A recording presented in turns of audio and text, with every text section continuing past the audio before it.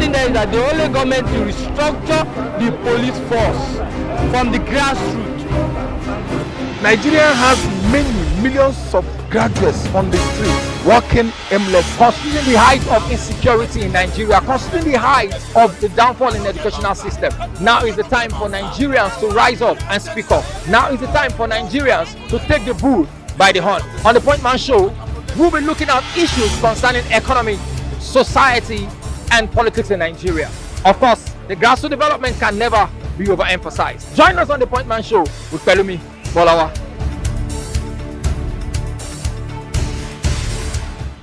Right here, welcome to this edition of the Point Man with Pelumi Bolawa Solomon.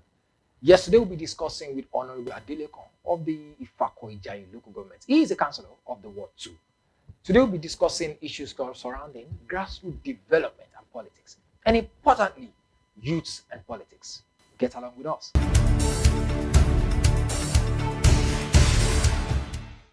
All right, you're welcome to this edition of the Point Man. Yes, of course, it is the breaking edition. It is the first kind of it. And I'm so honored. We are so honored entirely at the Penradio to host Honorable Adelekon Ibrahim. He is the councillor Ward 2 Ifako-Ijaye local government. Honorable Adelekon Philo. Yes, it's good to have you. Same man, thank you very much. All right, thank you. You're welcome to the Point Man. All right, so let's start with the one that people would be quite interested in. That's youth and politics. And interestingly, by October 7th, yes, the town hall meeting to discuss youth and politics, especially in this era that we are into. Okay, so let's talk about youth and politics. Why exactly do we now need the youth to be in politics, especially 2020? First and foremost, let me make a correction somewhere. It is Ward C2. Because you know you have different wards. You have C1, C2, you have divisions within the local government. So like it is like a certain part that covers a few constituents. That is C2. So back to the question. Youth involvement in governance. That is the way I'll just put it. Because literally, we'll see the rate at which youths are coming into politics, unlike before. You know, there was no means at which the youths will start doing something for themselves, have a voice to speak for themselves.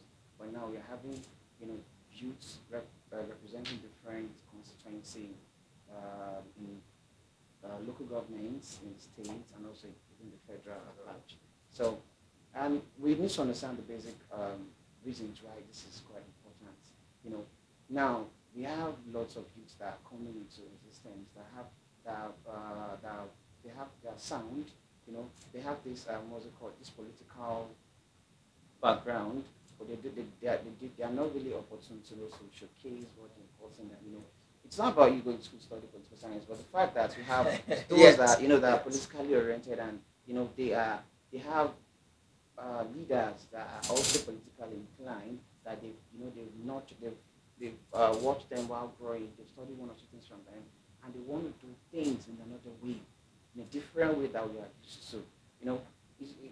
That does not have to be doing governance or being in government as an older person. There's no crime having a youth who could actually do well, not making themselves available as tools for political liabilities and all, making them feel as if they are not relevant to society. Once they see themselves as, they see the relevance in them, people will start seeing that youthfulness, that resourcefulness that they have. They'll start showcasing it, and from there you will see that you'll be useful to the community, not just for yourself, but to the entire community. So from there, you're able to do something that is much more interesting to the people that are growing, people that are looking up to you, and those that are within you. Okay, thank you sincerely for that. Okay, I want us to look at the point of poverty. Yes, poverty and electioneering campaign. We've all been saying that poverty has been used as poverty has been weaponized. poverty has been weaponized. That okay, they are beginning to politicians and even intentionally some believe that sentimentally some talk about that okay, there's poverty in the land so as to use it as a channel for electioneering. Okay, so now let's look at that. Let's look at it from that angle.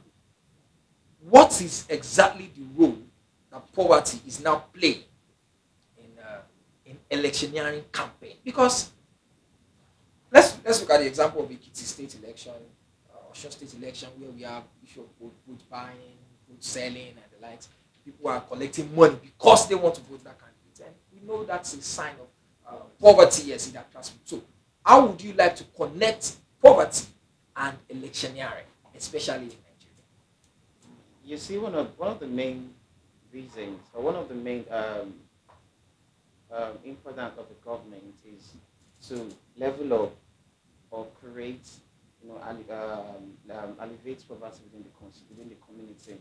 The fact that you as a public office holder, you should have one or two things in mind. That the major reason why you are here is to make sure that your people are well represented. You know, like the ones that are well represented, the things would actually, the dividends of democracy they're actually vying for would be, spread or stretched out to them. So once they have that, it decreases the level of poverty. But mind you, poverty is actually a major yardstick when it comes to the growth and development of the community in all public sector, in all governments. It is a very important thing that you see people in public office trying to do one or two things for the society. For example, like you said, I have a program coming up October 7th. It's actually not just a town hall meeting. It couples along with a community program in which aged, the widows, the artisans, those that have small scale business would be, catered for. Perhaps if you stretch your hands out to them, they'll understand that you are at least trying to, let them understand that there is understanding of dividends of democracy within your constituency. Now, why is this so important? It's because now we have election coming up. Flag of campaign is coming up tomorrow, 28th. Now, as you can say, if people on their own could actually stand on their feet and say, this is who we want in power, this is how decision making comes along with poverty. If they are not well nourished, if they are not well catered for, they will be pushed to vote for whom they are not even willing to put in office. Yeah. It's not because now, of course, there's money involved. There's involvement of money. So what do you expect? You see that when you come campaign and when you come out for campaign and you see people distributing palliatives, giving out funds, giving out clothes and all that, the very first question you ask yourself is, for the next 4 years, is this what we want to continue with? That's exactly. Now, once we have that being sorted out, then we'll be able to stand on our feet and let them know that we have cancelled or correct the level of poverty within this constituent. Then we'll give them what they want. Giving them what they want is giving them back their mandate. That is what they are actually clamoring for. So once that is being treated, definitely we'll all be able to come out in one voice, speak together collectively, then decide that this is who we want in government. The election is coming. Yes. So this is like 25. so that you can sit down. So people are already saying that this is the government they want. APC is the government they want. Why? Because this has been a government that has actually made provisions virtually to everyone that is within the state. Comes to think of it in terms of infrastructure, you see the governor himself, His Excellency Baje Sanwo-Olu, doing so wonderfully well within in terms of infrastructure, in terms of transportation, in terms of different different parastatals. Okay. So let me cut you short at that. You just got a very important part of the show, and that's why it is the point, man. That's the point we want to pick up from. You just mentioned this administration, all progressive Congress. Let's look at security, especially in this current climate that they are right now. As this government, what am I saying? Nationally, yes. Let's look at it nationally. has this government been able? Because don't let us forget, the first responsibility of a government is to secure the lives and properties of its citizens. Do you think that this government has done its best or has its part mark as they will be stepping out by May 29? Do you think this government has? Well, thank you very much for that. Security is actually a very big, what's it called, aspect of governance that that everyone just want to know exactly what's going on. We talk about security here and there. We talk about security every day. And you should know that the very first, aside from health, the major priority of the government is to ensure life and properties of all citizens are secure. Welfareism. That is where security comes from. So, like, well, to some extent, we understand that nationally there has actually been issues going on as regards security. But when it comes to Lagos State, you understand, you would agree with me that Lagos State are trying are trying at this moment. I mean, the administration of His Excellency Babajide Fashola has tried every possible So what do means. you mean? Yes, sorry. His Excellency Babajide Sanwo-Olu has tried every possible means in his administration to ensure that security is his utmost priority. Lagos today, compared to the way it used to be, there are still some peaceful manners in which you see, unlike before that we have different ministers, you see, you have cults here and there, you see hooliganism here and there, you see, but at least to some extent, the lives and properties of his own citizens, his own state, are still deemed fit to. He has deemed fit to put them into what's it called, into safe hands. Now, let you come down to locally. Yes. The security of the government starts from local. You have the likes of what's it called, the OPC, the likes of the NLSC, NLSC, Labour yes. You have the likes of what's it called, the civil defense. By I think the last time I came, I made mention of this, that if we try as much as possible to nurture these parastatals aforementioned, if we try as much as possible and treat them right, they're going to discharge their duty. So once you put actions to that, I think last week, was it last week? I was still talking about, I was in a company last week, and because I did a little bit of tour with stations, and we had a lengthy discussion as regards security. One of those things I made them understand is their safety is our priority. That's the first thing that we didn't need to do at first in all governments, in all governance. Because we make this government an all-inclusive government. So if you cannot come to me and tell me, this people are disturbing me, so when once what's it called, military parastatals is not working, is not doing their effective duty, our major role and concern is to call them back to order, which is what we are doing. So by next week, I think I have actually had a couple of meetings with some security defense as well. But by next week, I've actually tried as much as possible to meet up with the major military personnel you have in the local government, which is going to come up very soon. So we're going to set up a meeting with them and still let them know that this is a major issue. Crises are coming up here and there. So the people we represent, the good people we represent, are actually coming for this. So we'll just try as much as possible to put them into order, then let them understand that there's a GA help. They need to do this for us. Not even for the fact that election is coming up. So we should have something that will be able to come out and say that we have done well. Yes. Okay. If you say that, but I just want to let us to touch this aspect when you just the moment you mentioned the local level. I want us to connect it to Amotekun. Governor Rotimi Akeredolu, yes, senior advocate like that. He has been. This is the second time in 2 weeks that he said that Amotekun must be a weapon, sophisticated weapons, not just shakabula as we call it, as we know it to be, and especially when the president Buhari approved for Katsina their own local security outfit. Amotekun as an outfit. What is your opinion about that security? Well, since we understand the fact that security is paramount is very, very essential. That's the very first thing. We hit Amotekun or NLLC.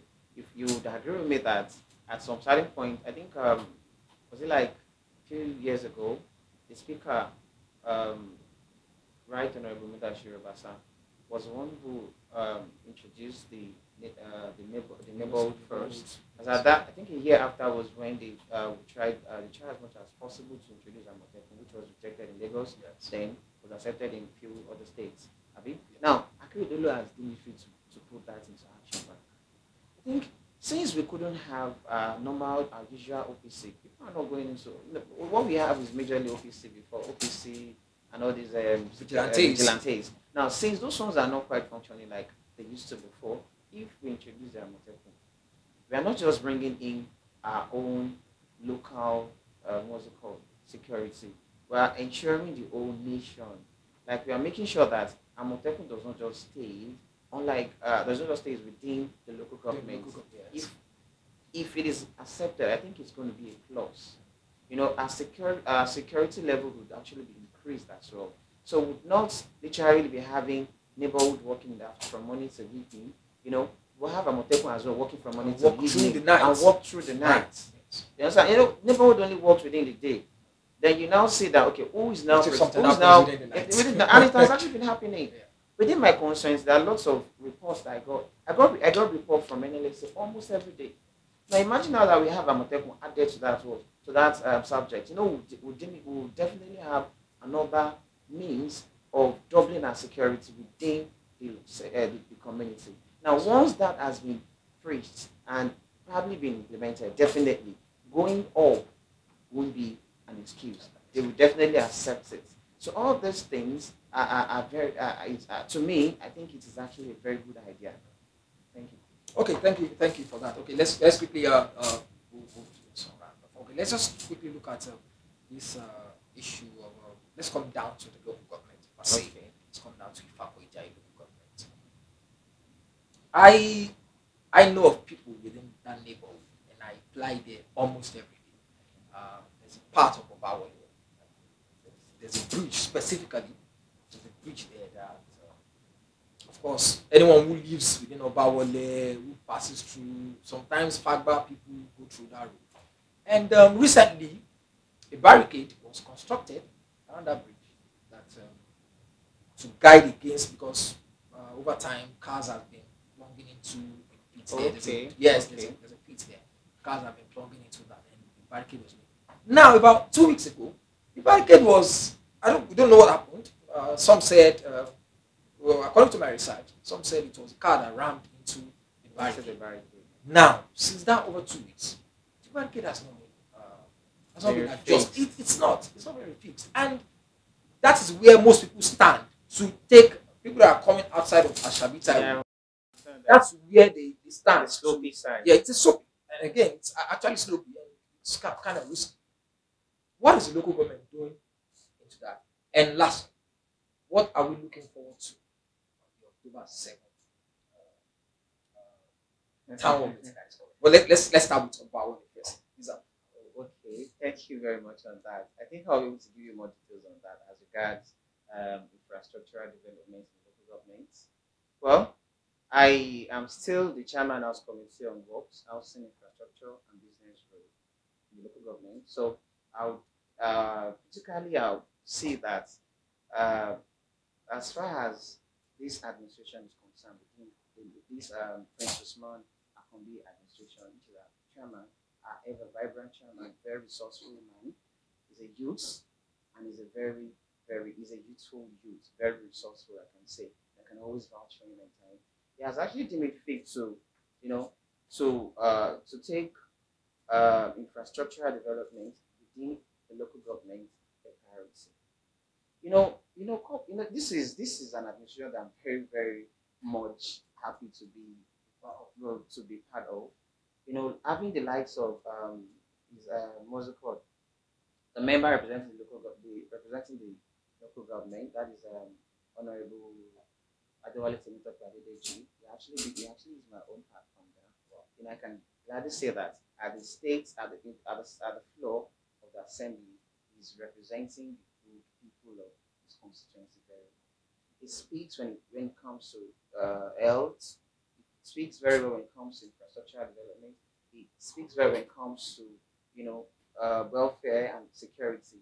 There's no time you go to this man that you will not see him talking about the growth and development of the local government. So this was the reason why you see some weeks ago or some more, I think some weeks ago, some weeks back, we actually sent a letter through my office, from my office down through the office of the leader of the council. We embark on a visitation to all sites, all projects within local government, and part of those projects is where you see the bridge. Before it wasn't like that. I'm sure you know that. Yes, It was not like that. It was after the old resolution and order at the council, at the legislative arm, we're able to come up with a barricade for now. Then other developments have been going on. I'm sure you are aware that you have roads that are fixed. You have what's it called, lights of Abiola Onijemo coming into existence. You have what's it called, Obaole, some part of Obaole, UK, Shumefu and Co. You have recently, they are already fixing another road. That is what's it called, Bola Ahmed Tinubu Road. That's Old Akote Road.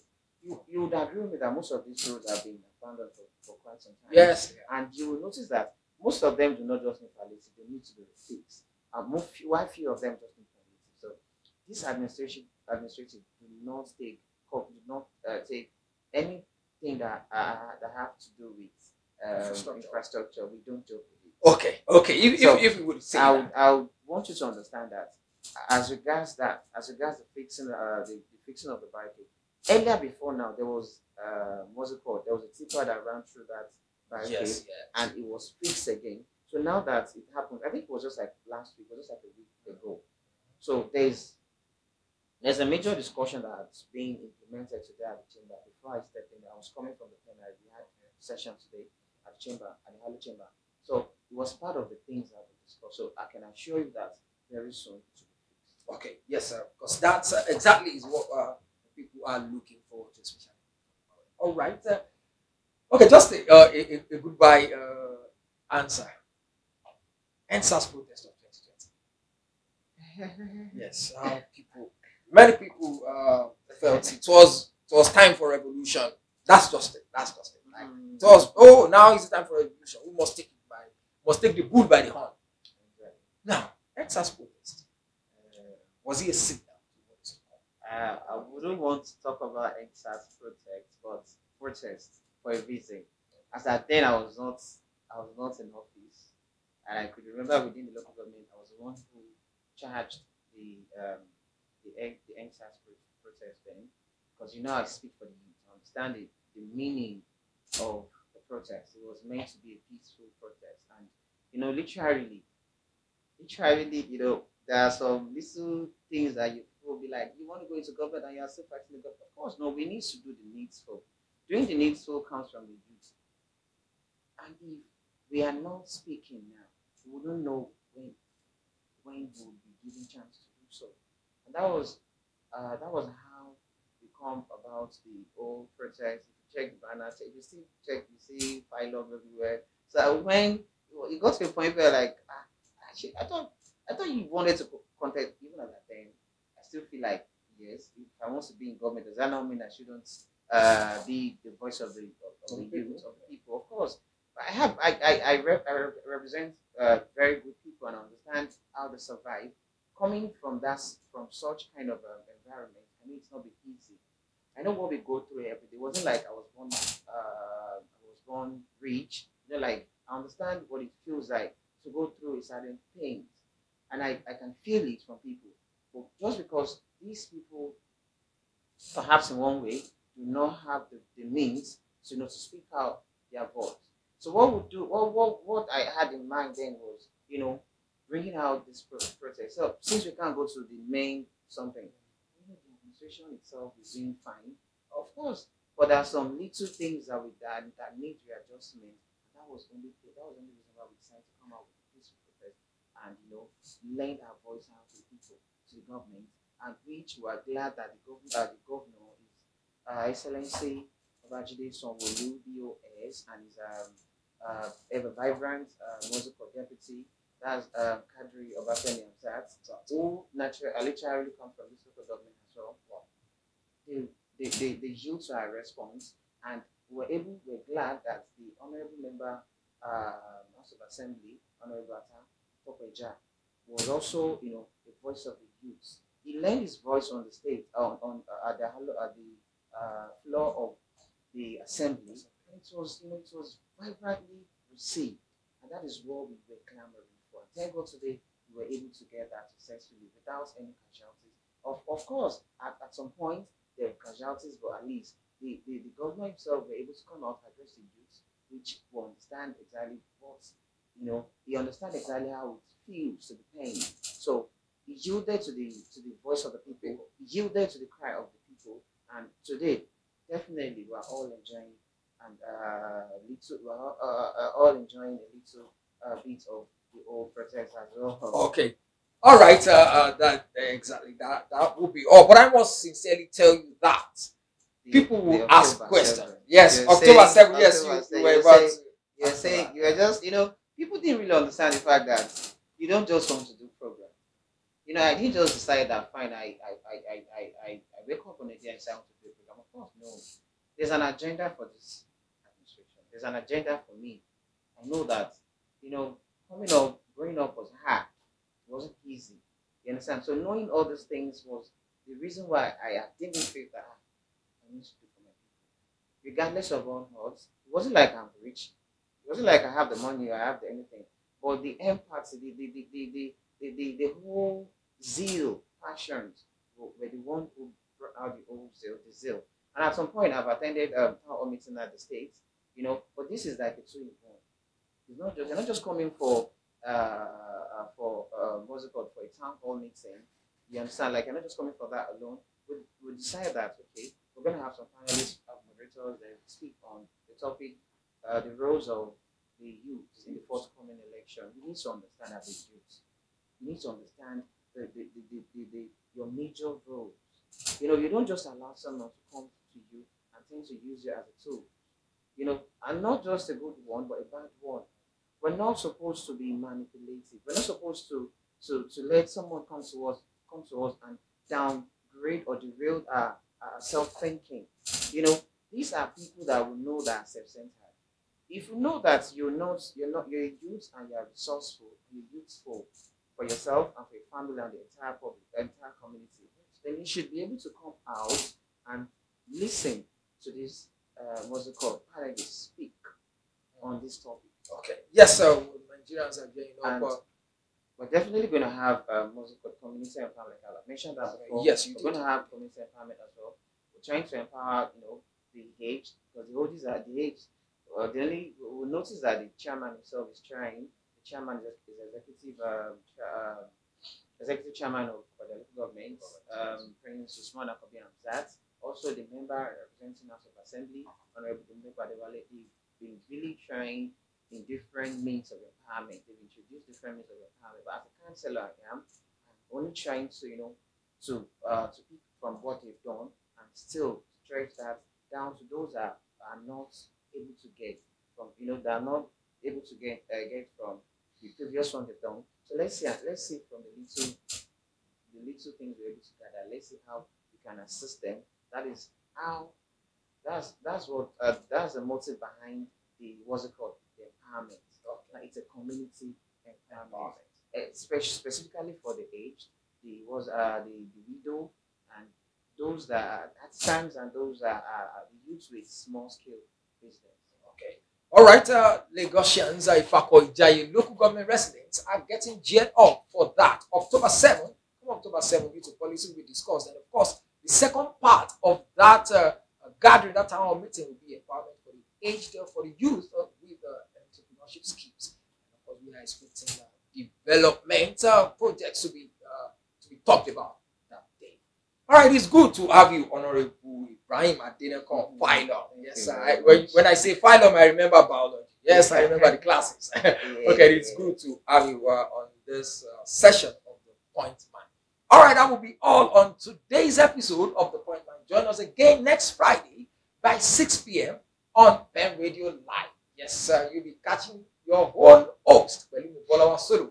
They call me the Point Man. And today we just had this wonderful session with Honorable Ibrahim Adedenko. He is the councillor of Ward C2, Ifako Ijayi, local government.